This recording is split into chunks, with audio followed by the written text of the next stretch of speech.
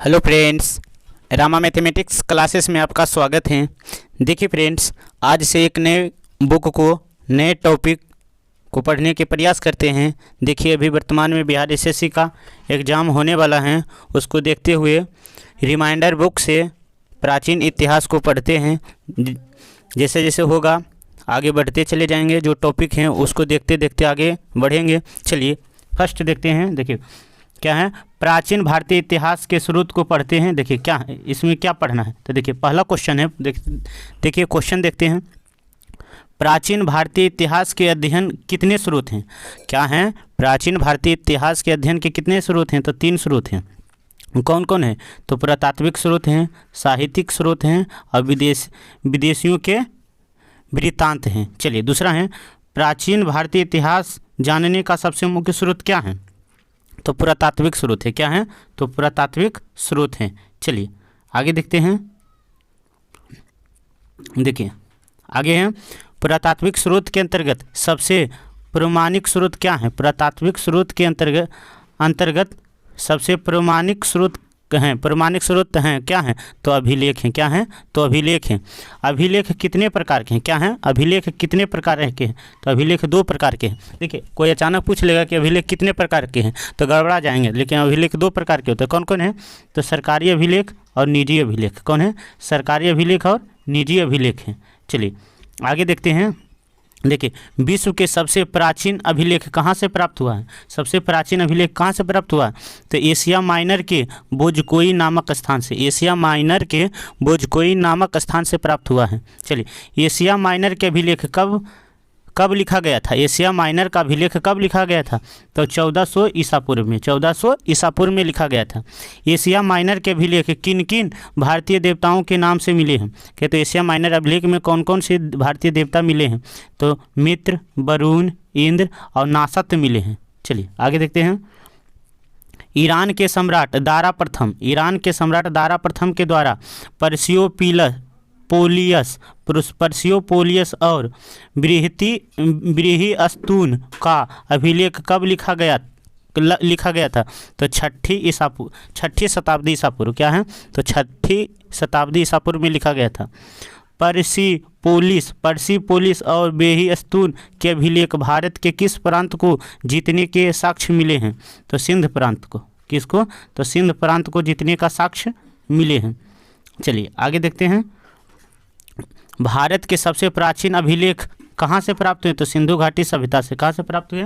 तो सिंधु घाटी सभ्यता से। देखिए इसके पहले बताए थे एशिया माइनर के बोजकोई अभिलेख। दोनों में से एक ऑप्शन रहेगा, दोनों ऑप्शन नहीं रहेगा तो दोनों में से एक रहेगा। सिंधु घाटी सभ्यता के अभिलेख लिखी गई थी। सिंधु घाटी सभ्यता के अभिलेख किस पर लिखी गई थी? लिखी गई थी मिट्टी के बर्तन एवं मुहर पर। मिट्टी के बर्तन और मुहर पर।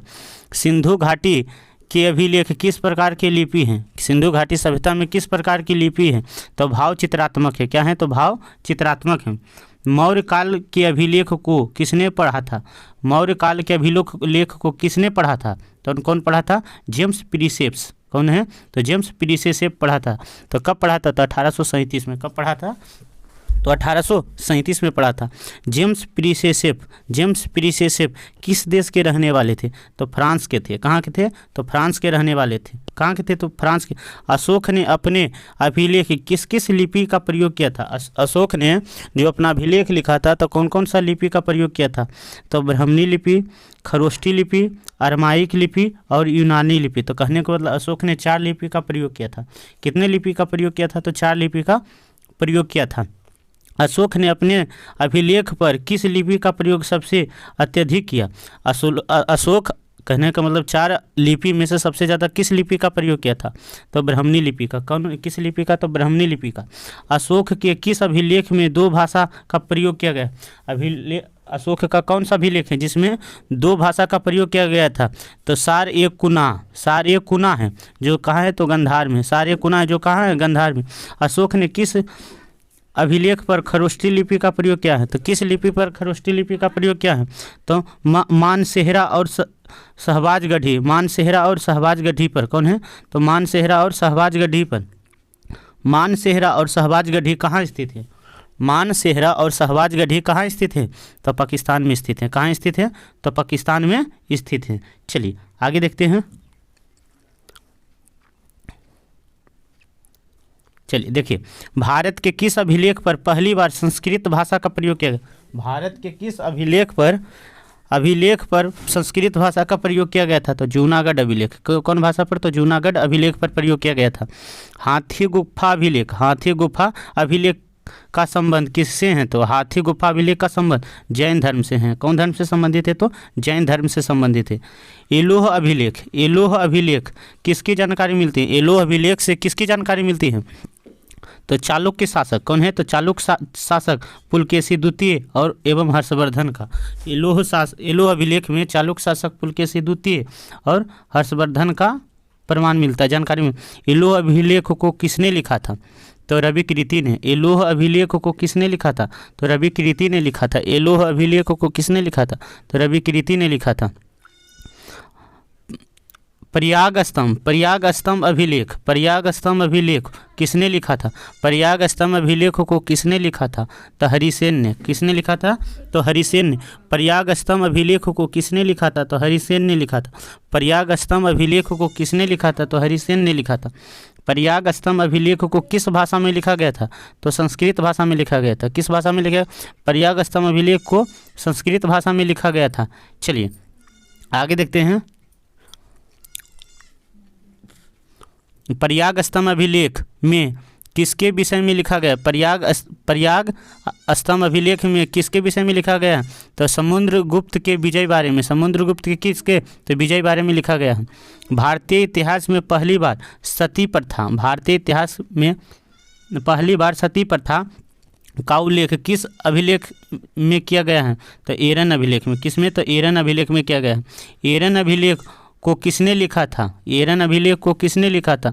तो गुप्त वंश के शासक भानुगुप्त। गुप्त वंश के शासक भानुगुप्त। गुप्त वंश के शासक किसने लिखा था? तो भानुगुप्त ने लिखा था। नासिक के गुहा अभिलेख को किसने लिखवाया था? नासिक के गुहा अभिलेख को किसने लिखवाया था? तो सतवाहन नरेश पुलुभावी सतवाहन नरेश पुलुभावी लिखाया था। मंदसौर अभिलेख को किसने लिखवाया था? मंदसौर अभिलेख को किसने लिखवाया था? तो मालवा नरेश यशोधर्मन ने लिखाया था। मालवा नरेश यशोधर्मन ने लिखाया था। अशोक ने बराबर की पहाड़ी गुफा में अभिलेख लिखकर किस धर्म भिक्षुओं को दान दिया था? तो आजीवक संप्रदाय को। किसको दिया था? तो आजीवक संप्रदाय के भिक्षुक को। यहाँ पर देखिए ऑप्शन कहने का मतलब कन्फ्यूजन बन सकता है, वो बोल सकते हैं कि बौद्ध धर्म से नहीं, लेकिन बौद्ध धर्म को नहीं दिया था। किसको दिया था? आजीवक संप्रदाय को दिया था। किसको दिया था? तो आजीवक संप्रदाय को दिया था। चलिए आगे देखते हैं। देखिए महत्वपूर्ण अभिलेख है, क्या है? महत्वपूर्ण अभिलेख है, इधर अभिलेख है, इधर शासक हैं। तो डायरेक्ट क्वेश्चन पूछता है यह अभिलेख किस शासक से संबंधित है? तो उसको देख लेते हैं। देखिए हाथी गुफा अभिलेख, हाथी गुफा अभिलेख किससे संबंधित है? तो कलिंग नरेश के, तो कलिंग राजा खारवेल से हैं। कलिंग नरेश खारवेल से हैं। जूनागढ़ या गिरनार अभिलेख किससे संबंधित है? तो रुद्रदामन से हैं। किससे हैं? तो रुद्रदामन से। नासिक, तो नासिक अभिलेख गौतमी बलश्री से हैं। किससे हैं? तो गौतमी बलश्री से हैं। प्रयाग स्तंभ, प्रयाग प्रशस्ति तो किससे हैं? तो समुद्रगुप्त से हैं। किससे हैं? तो समुद्रगुप्त से हैं। चलिए एलोह अभिलेख, कौन सी? एलोह अभिलेख किससे संबंधित है? तो पुलकेशी द्वितीय। एलोह अभिलेख किससे संबंधित है? तो पुलकेशी द्वितीय से हैं। मंदसौर अभिलेख किससे संबंधित है? तो मालवा नरेश यशोधर्मन से। मालवा नरेश यशोधर्मन से। किससे? तो मालवा नरेश यशोधर्मन से हैं। ग्वालियर अभिलेख किससे संबंधित है? तो प्रतिहार नरेश भोज से। किससे हैं? तो प्रतिहार नरेश भोज से संबंधित है। भित्री और जूनागढ़ अभिलेख की हैं। भित्री और जूनागढ़ अभिलेख स्कंदगुप्त से संबंधित है। किससे हैं? तो स्कंदगुप्त से संबंधित है। देववाड़ा अभिलेख किससे संबंधित है? तो बंगाल के शासक विजय सेन से हैं। किससे हैं? तो बंगाल के शासक विजय सेन से संबंधित है। चलिए आगे देखते हैं। नागार्जुन की पहाड़ी में गुफाओं का निर्माण किसने कराया था?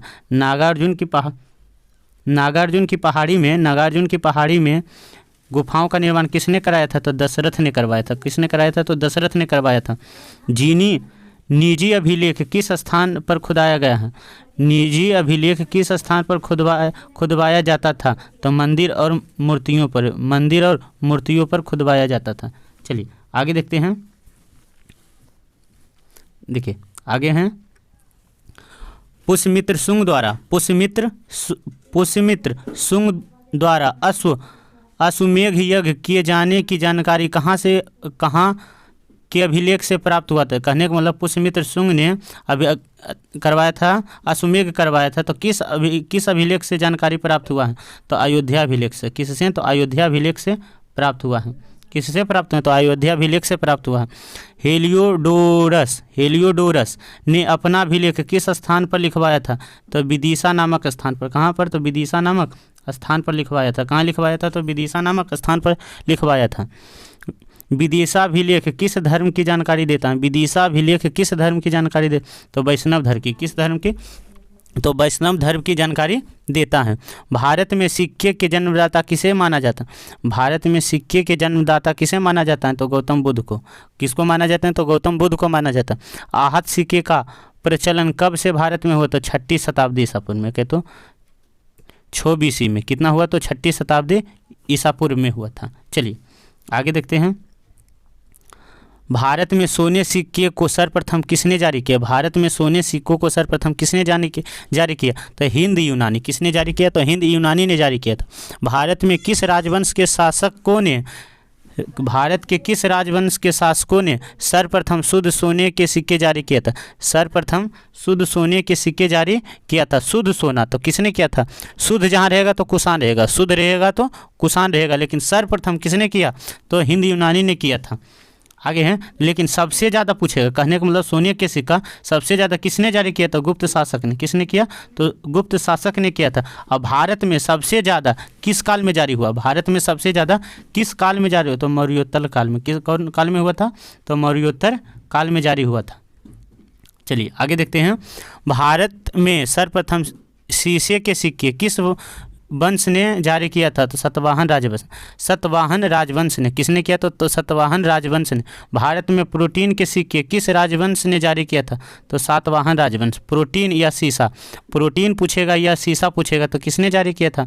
तो सातवाहन ने जारी किया था। कुषाण वंश के शासक कनिष्क ने अपने सिक्के पर किसका चित्र दिया था? तो गौतम बुद्ध को। किसको दिया था? तो गौतम बुद्ध को। किसके सिक्के पर बीना बजाते हुए चित्र अंकित किया गया था? तो समुद्रगुप्त के। किसके? तो समुद्रगुप्त के सिक्के पर किया गया था। चलिए आगे देखते हैं। किस मुस्लिम शासक ने अपने सिक्के पर लक्ष्मी, देखिए यहाँ पर कन्फ्यूजन है, यहाँ जब लक्ष्मी है तो गौरी रहेगा, तो मोहम्मद गौरी। तो कौन सिक्का पर? तो लक्ष्मी तो किसने किया था? तो मोहम्मद गौरी ने किया था। व्याघ्र शैली के सिक्के सर्वप्रथम किसने जारी किया? तो चंद्रगुप्त द्वितीय विक्रमादित्य ने। सिक्के के अध्ययन को किस नाम से जाना जाता है? न्यूमिसमेटिक्स जाना जाता है। स्थाप्य के अंतर्गत किसका अध्ययन किया जाता है? स्थाप्य के अंतर्गत किसका अध्ययन किया जाता है? भवन, मंदिर, गुफा, स्तूप, विहार, चैत्य आदि। चलिए आगे देखते हैं। भारत में मंदिर का निर्माण कितनी शैली से हुई है? तो कितने शैली से हुआ है? तो 3 शैली से हुआ है। तो कितने शैली से हुआ था? 3 शैली से। तो द्रविड़ शैली, नागर शैली और वैशाली शैली। 3 शैली से, नागर शैली, द्रविड़ शैली, नागर शैली और वैशाली शैली। उत्तर भारत के मंदिर जो बना हुआ था, कहने का मतलब भारत है, तो भारत को 3 भाग में बांट देते हैं। तो देखिए ये मध्य हो गया, ये उत्तर हो गया, ये नॉर्थ हो गया, ये साउथ हो गया, ये नॉर्थ हो गया, ये साउथ हो गया, ये मिडिएवल हो गया। चलिए तो देखिए उत्तर भारत में मंदिर नागर शैली से था। उत्तर भारत में मंदिर जो था कौन शैली से था? तो नागर शैली से था। नागर शैली से। अब भारत में नागर शैली का सबसे उत्तम मंदिर कौन था? 10 अवतार मंदिर कहाँ के हैं? तो उत्तर प्रदेश में है। उत्तर है तो उत्तर प्रदेश। द्रविड़ शैली, तो द्रविड़ शैली सबसे उत्तम द्रविड़ शैली कौन है? तंजौर के बृहदेश्वर मंदिर। कौन है? तंजौर के बृहदेश्वर मंदिर है। तंजौर के बृहदेश्वर मंदिर है। और बेसर शैली, तो बेसर शैली का अच्छा उदाहरण कौन है? तो ग्वालियर के तेलिया लोहान गान मंदिर है। चलिए आगे देखते हैं, भारत में मूर्ति पूजा का आरंभ, भारत में मूर्ति पूजा का आरंभ किस काल से जाना जाता है? सिंधु घाटी सभ्यता काल से। किस काल से? तो सिंधु घाटी सभ्यता काल से माना जाता है। मौर्य काल में अधिकांश मूर्तियाँ किससे बनाई जाती थी? मौर्य काल में अधिकांश मूर्तियाँ किससे बनाई जाती थी? किससे बनाई जाती थी? तो पत्थर से बनाई जाती थी। बिहार के किस स्थान से यक्षिणी की मूर्ति मिली थी? तो दीदारगंज, दीदारगंज से।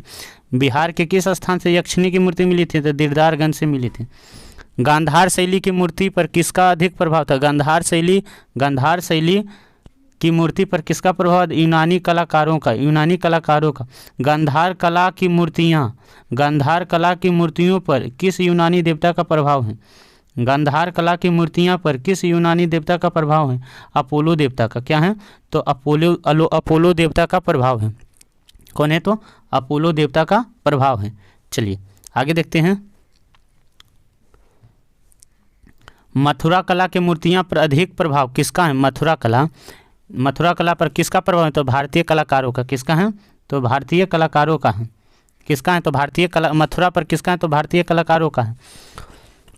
मथुरा कला की मूर्तियां पर किसका विशेषता है? मथुरा कला की मूर्तियां पर किसका विशेषता है? तो आध्यात्मिकता का। किसका है? तो आध्यात्मिकता का। मथुरा कला में गौतम बुद्ध को किस रूप में दिखाया गया है? तो शांत मुद्रा में तपस्या करते हुए, शांत मुद्रा में तपस्या करते हुए मथुरा कला में। अजंता की गुफा बौद्ध धर्म से संबंधित है। देखिए यहाँ पर क्वेश्चन बनेगा कि अजंता की गुफा किससे संबंधित है? तो बौद्ध धर्म से संबंधित है। एलोरा की गुफा किस धर्म से संबंधित है? तो जैन, बौद्ध और ब्राह्मण, तीनों धर्म से संबंधित है। कौन से? तो तीनों धर्म से संबंधित हैं। चलिए आगे देखते हैं, आगे प्राग ऐतिहासिक काल के इतिहास की जानकारी किस तरह से है? तो उत्खनन से प्राप्त वस्तुओं से है। भारत में मिट्टी के बर्तन का निर्माण सबसे पहले कब हुआ? भारत में मिट्टी का निर्माण सबसे पहले कब हुआ? तो नवपाषाण काल में। कब? कौन काल में? तो नवपाषाण काल में। भारत में पहली बार चित्रित धूसर मृत भांड का प्रयोग कब हुआ? चित्रित धूसर मृत भांड का प्रयोग कब हुआ? तो ताम्रपाषाण काल में। कौन? ताम्रपाषाण काल में। आग का आविष्कार कब हुआ? तो पुरापाषाण काल में। आग का आविष्कार कब हुआ? तो पुरापाषाण काल में हुआ था। लेकिन मानव द्वारा आग का प्रयोग कब किया गया था? तो नवपाषाण काल में। कब किया गया था? खोज किया गया था पुरापाषाण काल में, लेकिन प्रयोग हुआ था नवपाषाण काल में। पुरापाषाण काल में लोग कहाँ रहते थे? पुरापाषाण काल में लोग कहाँ रहते? तो पर्वत के गुफा में। कहाँ रहते थे? तो पर्वत के गुफा में रहते थे। कहाँ रहते थे? तो पर्वत के गुफा में रहते थे। पुरापाषाण काल के लोग क्या भोजन करते थे? पुरापाषाण काल के लोग क्या भोजन करते थे? तो शिकार करते थे। क्या करते थे? तो शिकार, जंगली जानवरों को मारकर। पुरापाषाण काल के लोग किस प्रकार के वस्त्र का प्रयोग करते थे?